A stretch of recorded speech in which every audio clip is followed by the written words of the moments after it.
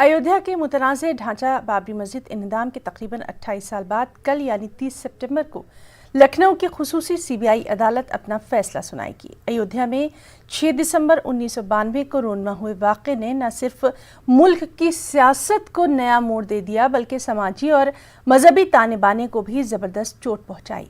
इस मामले में बीजेपी, शिवसेना और विश्व हिंदू परिषद के सीनियर लीडरों के साथ साथ साधु संत भी मुलजिम हैं। कोरोना की वजह से बीजेपी के senior leader L K. Advani, doctor Murli Manohar Joshi और उमा भारती की फैसले के दौरान अदालत में मौजूदगी नहीं रहेगी। बताया जाता है कि आडवाणी वीडियो कॉन्फ्रेंसिंग के जरिए अदालत से जुड़ सकते हैं।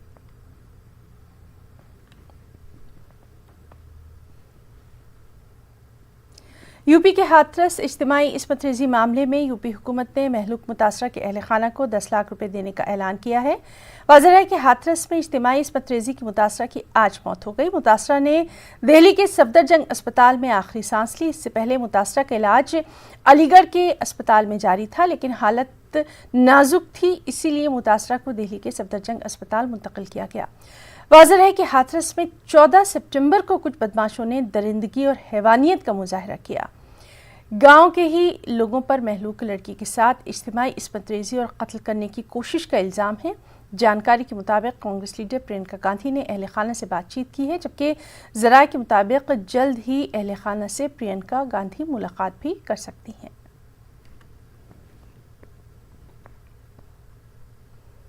और हाथरस इज्तिमाई इस्मत रेज़ी मामले में MIM सदर असदुद्दीन ओवैसी ने कहा कि जब तक मर्द अपनी परागंदा जहनियत की सफाई नहीं करेंगे तब तक ऐसे वाक़यात रोनमा होते रहेंगे। उन्होंने योगी हुकूमत को भी सख्त तनकीद का निशाना बनाया। इस देश में जब तक इस देश के मर्द लोग महिलाओं के ताल्लुक से, ख़वातीन के ताल्लुक से अपनी ज़हनी गंदगी को साफ जब तक नहीं करेंगे, ये जुल्म होता रहेगा। और ख़ास तौर से जुल्म होता है उन महिलाओं का जिनका ताल्लुक दलित तबके से, माइनॉरिटीज से, शेड्यूल्ड ट्राइब, शेड्यूल्ड कास्ट से होता है। और ये बढ़ता जा रहा है, रुकने वाला नहीं है, बढ़ता जा रहा है। और तीसरी बात ये कि उत्तर प्रदेश में ठोक दो की सरकार है, रूल ऑफ लॉ के ऊपर अमल नहीं करते। ठोक दो, ठोक दो। क्या ठोका आपने? क्या आपने रोका इन लोगों को? 19 साल की लड़की, इतना बुरी तरह उससे इस बर्ताव किया गया उससे। आप बताइए उसका क्या हो रहा है फिर? आप बताइए, उसका रेप हुआ, उस बच्ची के स्पाइनल कॉर्ड तोड़ा गया, जबान को काटा गया। क्या कर रही है उत्तर प्रदेश सरकार? ठोक दो बोलेगी। ठोक दो से नहीं होता है, आपको इन्वेस्टिगेशन सही करना पड़ेगा, आपको रोकना पड़ेगा इन ऑफेंसेस से पहले। आपकी पुलिस को तो आपने छूट दे दिया है कि गोली मार दो। अरे गोली मारने से होता है। जिला हाथरस के इलाके चंदप्पा की दलित लड़की के साथ ज़बरदस्ती करने और मारपीट के मामले में मुतासरा लड़की ने अस्पताल में दम तोड़ दिया, जिससे रियासत में अवाम में ज़बरदस्त गुस्सा देखा जा रहा है। समाजवादी पार्टी के सीनियर लीडर विनोद अस्विता ने उत्तर प्रदेश हुकूमत की सख्त अल्फाज में मजम्मत करते हुए कहा कि दलित बेटी के साथ जो कुछ हुआ उस पर उत्तर प्रदेश हुकूमत शुरू से संजीदा नहीं थी। उन्होंने मुतासरा के अहल खाना को 1 करोड़ रुपया और नौकरी देने का मुतालबा किया।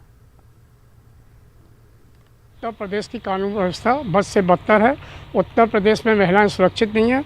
मनीषा के साथ जो हादसा हुआ है, उत्तर प्रदेश सरकार ने अभी तक उसको गंभीरता से नहीं लिया है। मेरी सरकार से मांग है कि उसके परिवार को 1 करोड़ रुपए दे और अपराधियों को सख्त से सख्त सजा दे। और प्रधानमंत्री जी श्री नरेंद्र मोदी जी ने कहा था बेटी बचाओ, आज कोई बेटी नहीं है। दूसरा निर्भया कांड हो गया, ये दूसरा निर्भया कांड है, तो इसको गंभीरता से, उत्तर प्रदेश में लड़कियां सुरक्षित नहीं हैं। उत्तर प्रदेश की कानून व्यवस्था खराब है। उत्तर प्रदेश के मुख्यमंत्री को तत्काल त्यागपत्र दे देना चाहिए। इज्तिमाई इस्मतरी और मारपीट की शिकार हाथरस के चंदप्पा की रहने वाली 19 साला लड़की को जख्मी हालत में 14 सितंबर को अलीगढ़ के जवाहरलाल नेहरू मेडिकल कॉलेज में एडमिट करवाया गया था। मुतासरा लड़की का इलाज करने वाले न्यूरोलॉजिस्ट डॉक्टर मोहम्मद ताबिश खान ने मीडिया से बातचीत की। पेशेंट जब आई थी तो उतना वो हिस्ट्री नहीं दे पा रही थी। जब उसने हिस्ट्री दी हमारी दो दिन के बाद, ट्रीटमेंट तो पहले से चल रहा था, ट्रीटमेंट में कोई ऐसा नहीं था, ट्रीटमेंट तो चल ही रहा था उसका।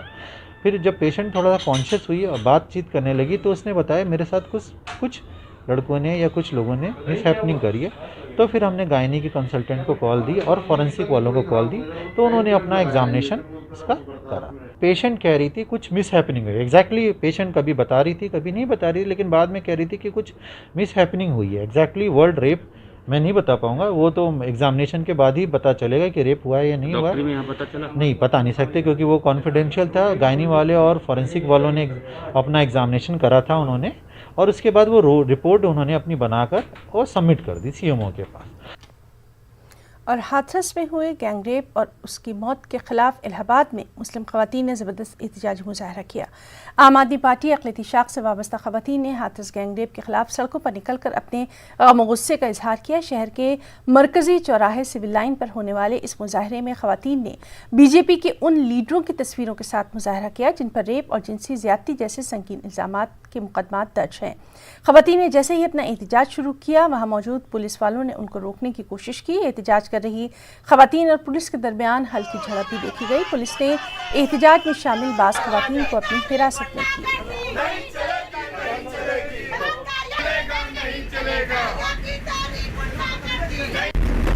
योगी जी ने विगत दिनों में ऐलान किया था कि बलात्कारियों और अपराधियों का शहर में पोस्टर किया जाए।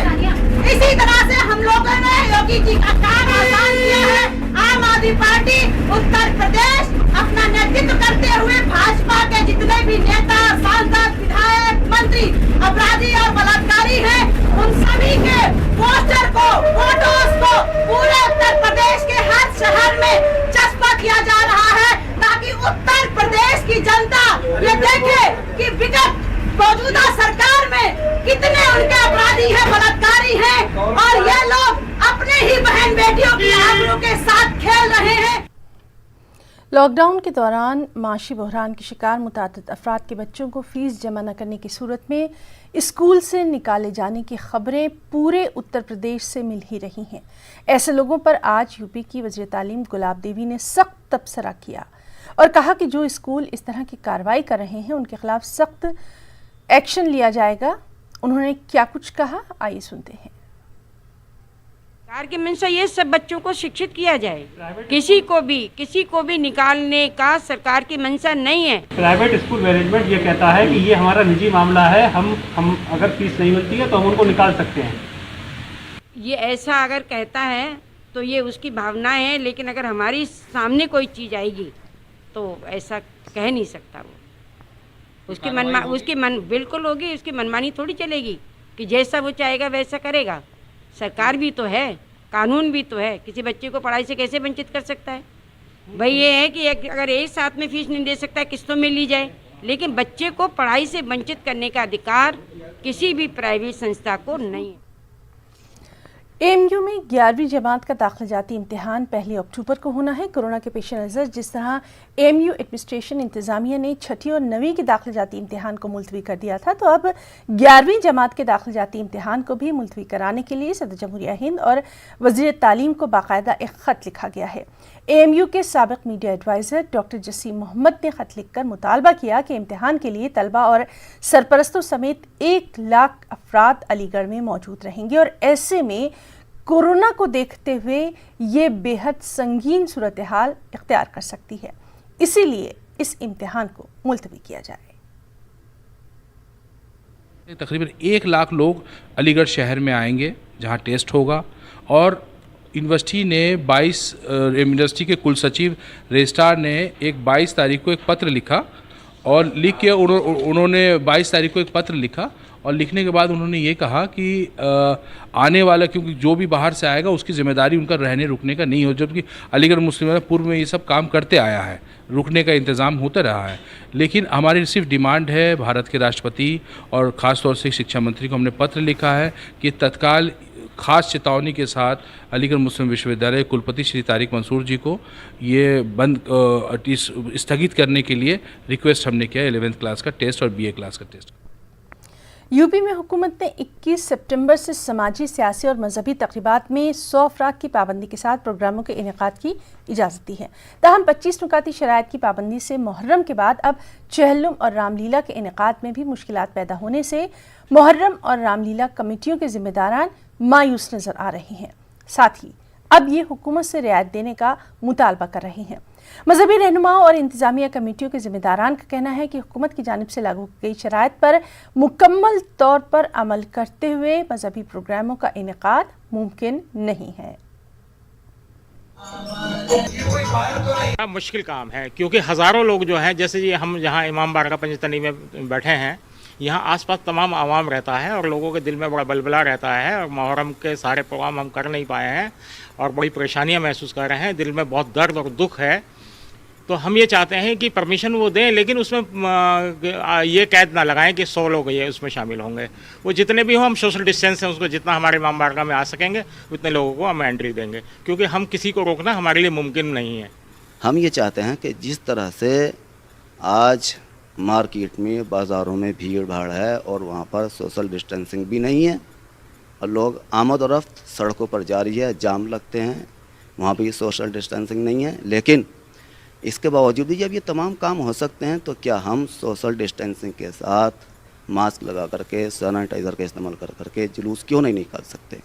ये बहुत संभव नहीं है ऐसा, क्योंकि किसी भी कमेटी के बारे में, किसी भी चीज़ के व्यवस्था के बारे में जो व्यवस्थापक हैं वही 100 सवा 100 जाते हैं, जो करने वाले हैं, मंचन करने वाले कलाकार 50-60 कलाकार हो जाते हैं।